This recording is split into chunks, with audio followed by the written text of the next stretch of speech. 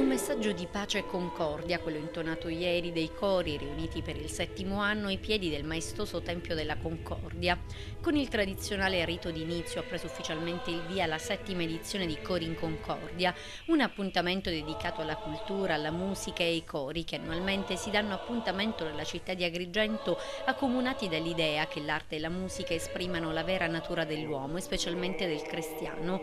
La manifestazione, ideata e voluta dal maestro Giuseppe Liberto, quest'anno è dedicata al tema della pace. Quest'anno stiamo facendo una sorta di gemellaggio tra Assisi e Agrigento.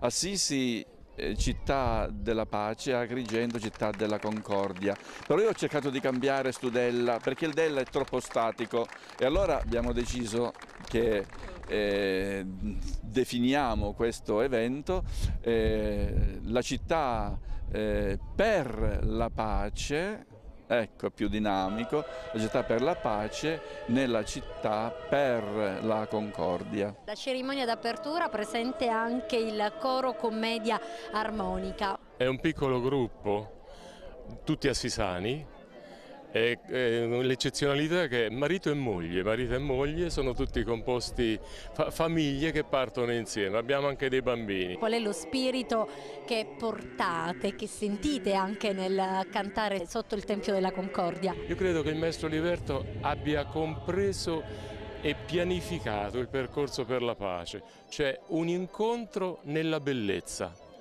E questa valle, che è il simbolo universale della bellezza, non poteva ospitare più di questo che sta facendo, un appello per la pace in un momento che poi ce n'è, senza retorica, grande bisogno. Voi arrivate direttamente dalla Sardegna, con quale spirito partecipate a questa iniziativa?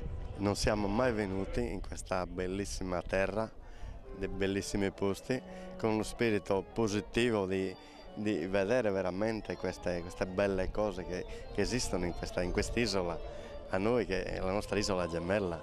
Quindi siamo qui con uno spirito proprio emozionati dell'evento. 3 giorni di iniziative che regaleranno ai presenti momenti di grande emozione e di interessanti novità, come il gemellaggio con la città di Assisi. Cori in Concordia possa essere uno di questi momenti per cantare la pace utilizzando il linguaggio della musica e della voce, che credo che riesca a essere veramente un grande messaggio che entra nel cuore, nel sentimento, e possa farci vedere o riflettere sulla pace in maniera più mistica, più intima. Quindi una bellissima iniziativa. Un gemellaggio suggellato con la città di Agrigento, ma non con i suoi amministratori, tenuto conto che l'appuntamento di ieri è stato disatteso dall'intera amministrazione Zambuto. A fare gli onori di casa ci hanno pensato esponenti della regione siciliana. I Cori in Concordia è un grande appuntamento che il Coro Santa Cecilia ogni anno riesce ad organizzare per creare le condizioni di incontro tra la città di Agrigento e